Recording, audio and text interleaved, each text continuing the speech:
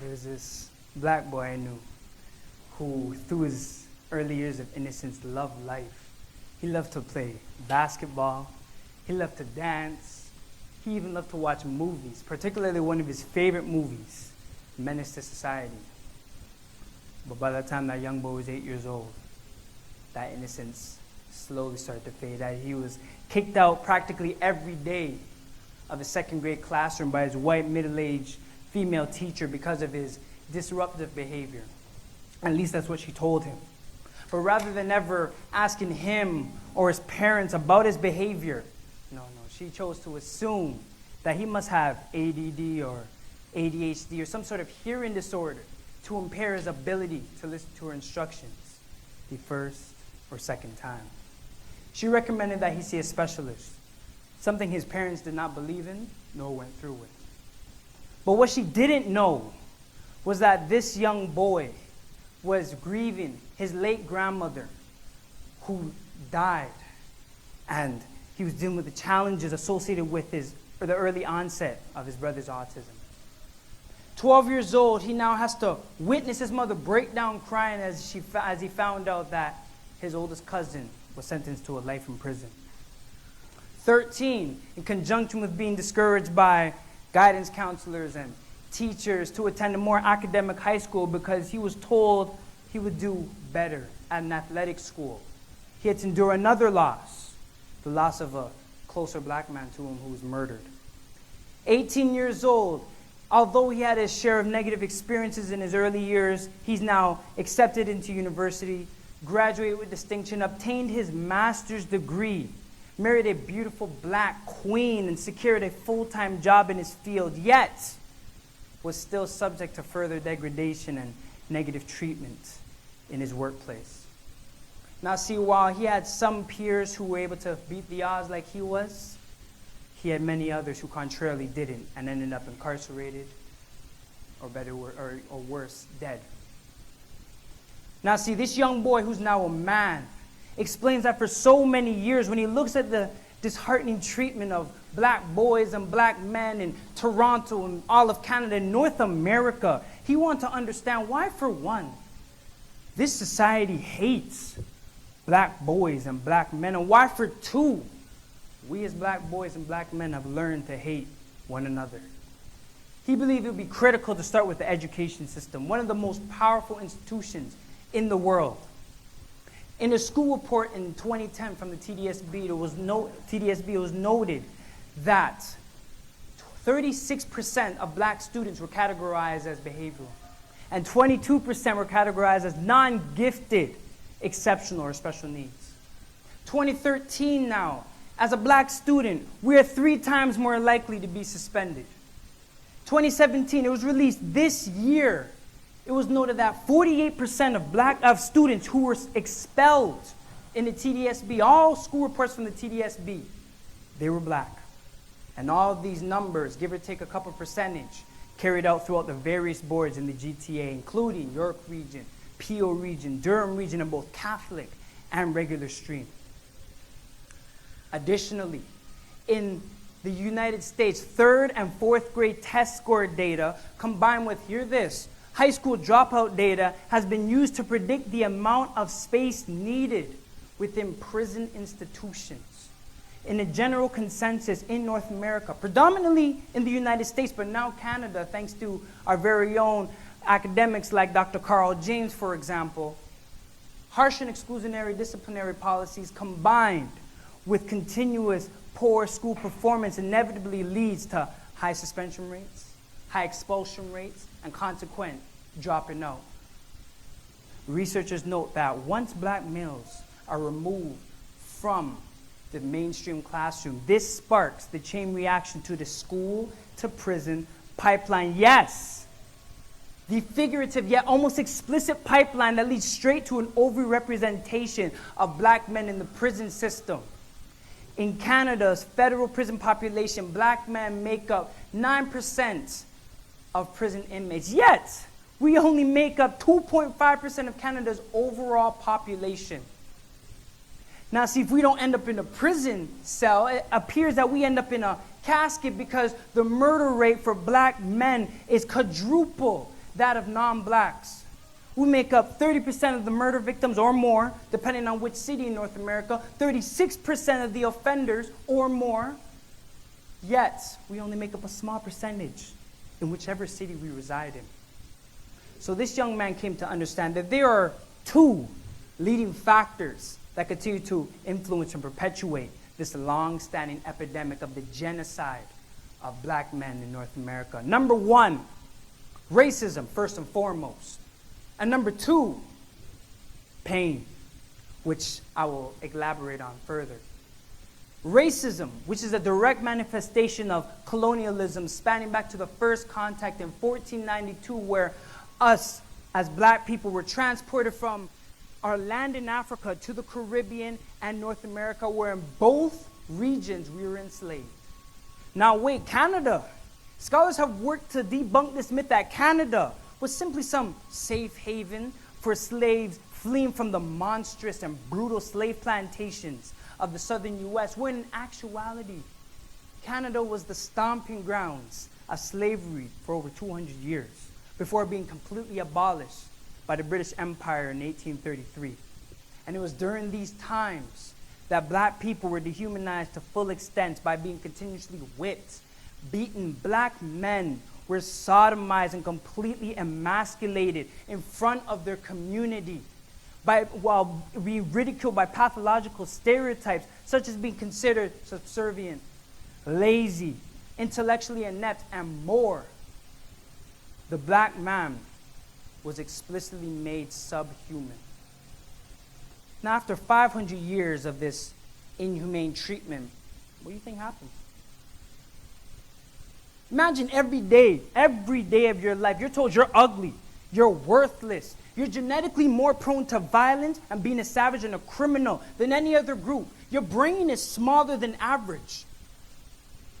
That turns into pain. And that pain thereafter becomes internalized, because researchers note that when oppressed groups such as black men have been bombarded with negative images and stereotypes for so many years, we subconsciously begin to understand it as our own image. And after we subconsciously understand it as our own image, it leads to self-loathing or self-hate. And because we can't rebound our hurt and anger and frustration back to the oppressor himself, we instead displace it to those closest to us, typically being other black men and black women. Therefore, through the power of systemic racism, the white hegemonic elite of society continues to profit off of the synthesized pain instilled in the black people. Moreover, this society has economically castrated the black man and then has punished many other black men for looking for other non-traditional means of trying to fulfill that financial need because of a racist school system that ushered them to be involved in the street life in the first place. But see, instead of understanding black men in a more equitable manner, no. We further incarcerate them. We further incarcerate them and then criminalize them within these prison institutions. And then after we're released from these prison institutions due to a school system failing us and now a criminal record barring us from being economically self-sufficient, we're introduced to this proverbial revolving door and this new dependency on the prison system. Just let that sink in. The difference between this young man and his friends who were robbed of the societal business of black pain is that this young man was able to use the tools of the white elite in order to dismantle the house of the white elite and reconstruct this narrative of black men's pain. This narrative of black men's pain is a narrative that has been seen in Boys in the Hood, Straight Outta Compton, Menace to Society, maybe even this talk today. And it's been used to benefit white privilege and white supremacy. Benefit white privilege and white supremacy. And it's a narrative that probably brought on more feelings of sympathy rather than empathy for a group that has been made inhumane. And you see, this Canadian society has this national project of multiculturalism, and diversity, and has been used as a facade to mask their equal contribution to the creation of this menace to society. And instead of, wanting to rectify this pain, no, the Canadian society has no desire in doing so, because that would take away the billions of dollars that they continue to make, that is maintained by systemically racist education, correction, and employment institutions. Ladies and gentlemen, this young man in the story that I speak to you today about was me. And when I think back to my experiences as a black boy, as a black man now, and I understand this creation of this menace, I've realized it was created for mass marketability. So I stand here and I ask you, are you entertained? Were you sitting there feeling my pain, as it would say? Were you in your feelings? How many times have we heard a story like mine without having the luxury of having to be forced to put a face or name to it? As James Baldwin says, people can cry much easier than they can change. Students of Ryerson, particularly those who do not identify as black, you'll never know what it means to be black, but that's okay.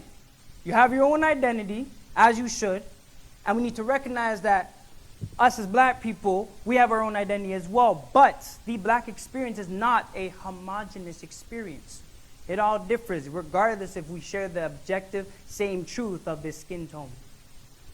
It's about understanding, feeling confident in your identity as people who identify as non-black, but not doing so by passively participating in the perpetuation of our pain.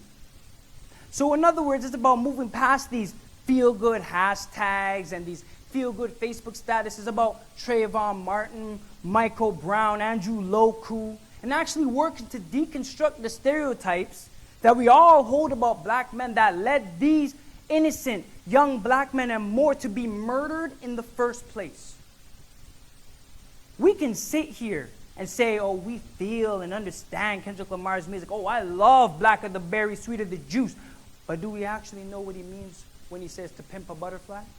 Do we actually understand why Colin Kaepernick refuses to sing the United States national anthem and takes a kneel before every NFL game?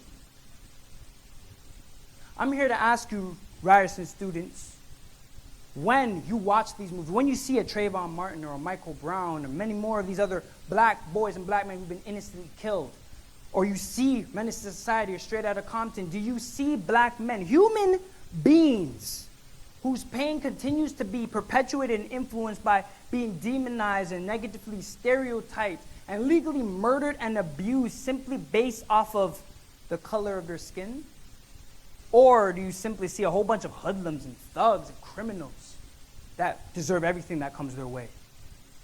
When you're in school or you're at your workplace and you see that black student, that classmate, that professor, that supervisor, are you seeing black people or black men or black women who have to smile amidst the pain of having to work twice as hard to be just where you are, regardless of all the credentials that they have to prove every day, the worth that they have to prove, the dignity that they have to prove, to be human that they have to prove? Or do you simply see a whole bunch of black people that are fulfilling your space and trying to take your positions?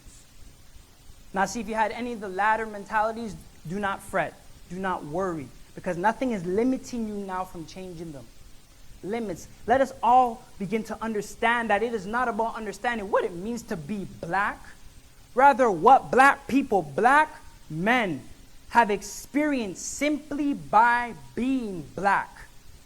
I get it. You may say, I've never consciously hated or discriminated against a black man for being black. Hey, I get it. You may think that or know that, but you need to understand that you come from an anti-black ancestry and you live in a society where you benefit in being in the skin that you are in, while I, as a black man, am subject to death, detriment, and incarceration from the skin that I am in. We black men, we need empathy. We need understanding, we need compassion, and we need justice. And the restructuring of systems, not to benefit us, but to actually include us in the equation, because we can sit here or stand here and chant, all lives matter, all pain matters. But historically and currently, black lives have never been included in that equation. We historically have never mattered. Our lives, our pain, everything about us has never mattered. And we need to face that reality because, again, as James Baldwin says, not all things that are faced can be changed, but nothing can be changed until it is faced. So I'm here to tell you, yes, black lives do matter. Black pain of black men does matter. And we need to understand that in order to change this narrative of black men's pain. Thank you.